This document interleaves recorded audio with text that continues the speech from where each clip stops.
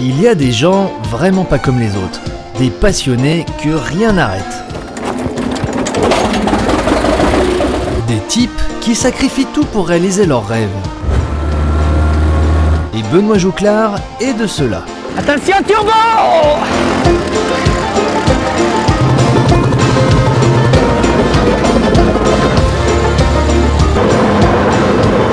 Et ouais, c'est ça les passionnés, c'est la nostalgie. C'est dans le Lot, à la frontière du Périgord noir, coincé entre Rocamadour et Sarlat, que se trouve un endroit surprenant, le musée du machinisme agricole et de l'automobile.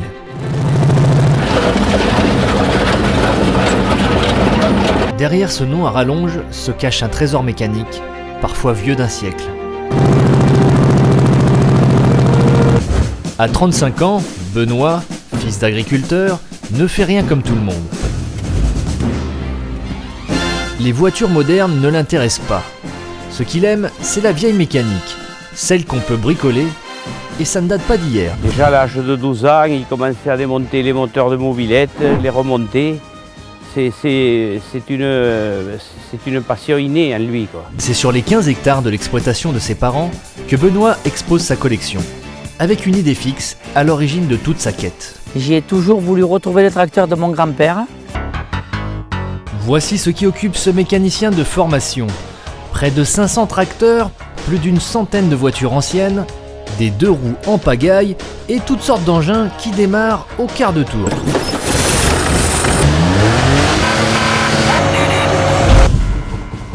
Pour commencer, une des pièces les plus incroyables du musée, un tracteur Société Française.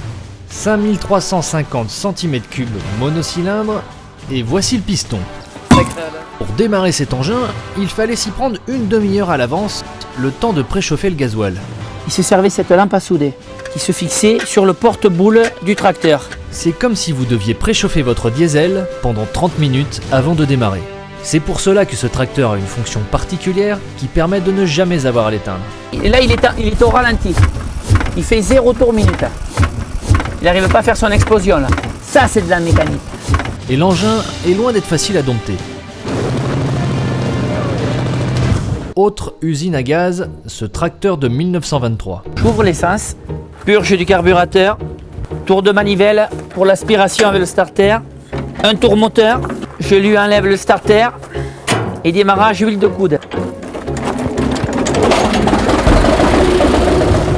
Particularité de l'engin, il fonctionne au kérosène comme les avions. Pour réunir tout ce matériel, Benoît s'est démené. Ça fait 21 ans que j'œuvre et que je me donne au maximum en travaillant très très dur. Il peut compter sur un soutien local qui l'aide moralement et financièrement. Il faut dire que Benoît Jouclard participe à la vie du village avec ses machines, ses tracteurs. Il va dans les fêtes, dans les foires. Les dons et les entrées payantes permettent à Benoît d'entretenir l'ensemble de la collection. Sans parler des bénévoles, comme Alain, véritable MacGyver du musée, inventeur de ce Solex tandem bimoteur, un modèle unique. On remontera pas. Côté voiture, la gamme s'étend de 1918 jusqu'aux années 70. Des modèles que Benoît a réunis avec l'aide de Jean-Baptiste, son beau-frère. La MGB, les Ford T, les Citroën Trèfle, Citroën SM aussi qui a rentré. À chaque fois, moi c'était un plaisir d'aller voir, d'aller chiner ces voitures et de pouvoir les ramener ici pour pouvoir les revoir le week-end. Et là aussi, tout fonctionne, comme cette trèfle de 1925. Alors vitesse de croisière, on va dire environ entre 50 et 60 km/h. Ou cette traction de 1939. Cette voiture, au départ, la première propriétaire, elle avait un château. C'était que des gens nobles qui avaient une voiture comme ça, après la guerre. Tout cela, Benoît ne pourrait pas le réaliser sans la complicité de sa femme. De toute façon, moi je le suis, le peu de choses que je peux lui apporter, je serai là. Et dans les grandes occasions, lorsque les groupes et rallyes font étape au musée, Benoît sort l'artillerie lourde pour épater la galerie. Pour Benoît Jouclard, il n'y a jamais de limite.